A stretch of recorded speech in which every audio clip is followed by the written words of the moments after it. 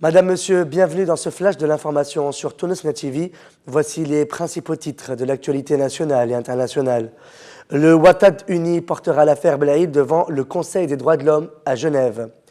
À Mednine, 4 morts, dont un soldat dans un accident impliquant une voiture de l'armée. Hausse du prix des carburants, le ministère des Finances fera l'objet d'une plainte en justice. À Korba, dans le gouvernorat de Nabeul, un jeune homme décède après avoir reçu un coup de couteau à la poitrine. Et à l'étranger, les islamistes nigérians annoncent la mort de 7 otages.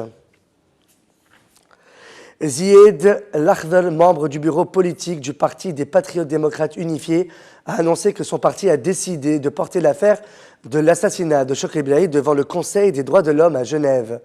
Khadr a ajouté les informations parues hier au journal Le Chourouk. Nous les détenons depuis quelques jours et a souligné qu'ils ont plus tendance à les croire qu'à les démentir. Le ministère des droits de l'homme et de la justice transitionnelle, Samir Dilo, a appelé les membres des ligues de protection de la Révolution à décider l'autodissolution de ces organisations et à œuvrer en vue de la réalisation des objectifs de la Révolution en adhérant aux partis ou aux organisations de la société civile. Selon une interview parue le lundi 11 mars dans le numéro 1309 du journal El Moussaour, Samir Dilo estime que la question des ligues de protection de la Révolution est devenue une source de tension. Un accident entre un véhicule de l'armée nationale et une voiture a fait 4 morts dimanche selon une source de l'hôpital de Benguerdem dans le gouvernorat de Mednine. 3 personnes sont mortes sur les lieux de l'accident dans une zone désertique de la région de Mednine. 2 Tunisiens, dont un soldat et un ressortissant libyen, font partie des victimes. La 4e victime pourrait être de nationalité algérienne. 7 autres personnes ont été blessées dans l'accident et transportées à l'hôpital de Benguerdem. Le président de l'Union patriotique libre, Slim El Yahya, a déclaré que le mouvement Nahda n'a pas été à la hauteur de ses promesses électorales.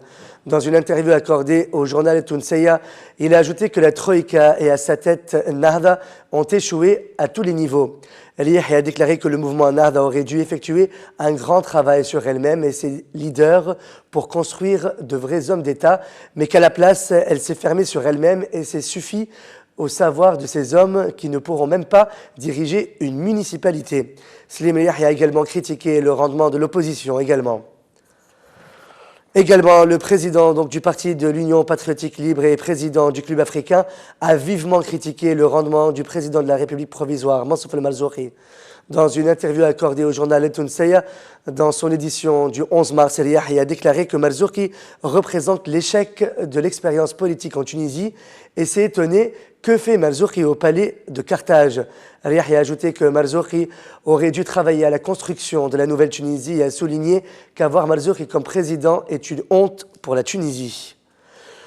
Le président de la Ligue tunisienne pour la défense des droits de l'homme, Abd Sattar Ben Moussa, a indiqué ce lundi 11 mars que l'Observatoire national pour la protection du consommateur a décidé de déposer une plainte en justice dans le but de suspendre l'exécution de la hausse du prix des carburants ordonnée par le ministère des Finances. Abd Sattar Ben Moussa précise avoir été contacté par l'Observatoire en vue de former un comité chargé de porter plainte contre le ministère des Finances auprès du tribunal administratif, car la hausse du prix des carburants n'est pas justifiée au vu de l'évolution des cours mondiaux et risque d'engendrer d'autres augmentations. L'ambassadeur de France en Tunisie, François Gouillet, a assuré ce lundi 11 mars au cours de sa visite dans la région de Bizerte que la France continue à soutenir le tourisme en Tunisie, contrairement aux informations relayées par certains médias. François Gouillet a expliqué que la France encourage ses citoyens à se rendre en Tunisie, à l'exception de certaines zones dans le Sahara tunisien. Dans le gouvernorat de Bizerte, la France appuie les projets d'investissement et de développement, souligne l'ambassadeur, qui a notamment cité l'école d'ingénieurs de la région, ainsi que l'usine BIC. Un jeune homme originaire de la localité de Korba du gouvernorat de Nabeul a été assassiné par un coup de couteau qu'il a reçu au niveau de son cœur. Une dispute avec son ami à cause d'une petite somme d'argent est à l'origine de ce meurtre. Les autorités de Korba ont réussi à arrêter le coupable après que le jeune homme leur a délivré son nom quelques instants avant sa mort à l'hôpital de Korba.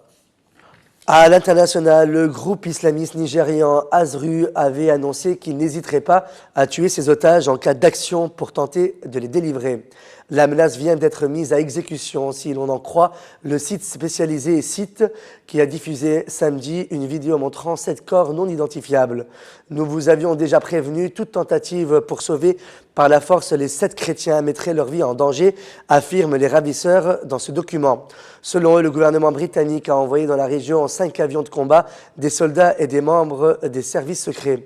Les 7 otages, 2 Libanais, 2 Syriens, un Grec, un Italien et un Britannique avaient été capturés en février dans le village de Djamare au nord du Nigeria. Ils travaillaient pour la Straco, une compagnie de construction libanaise. L'annonce de leur exécution a été jugée crédible par la Grèce. Le président italien Giorgio Napolitano a dénoncé un assassinat barbare. Selon son ministre de l'Intérieur, aucune action pour les libérer n'aurait été entreprise. C'est la fin de ce flash de l'actualité sur Tunisnet TV. Merci de votre fidélité. Excellente fin de soirée sur notre chaîne. À demain.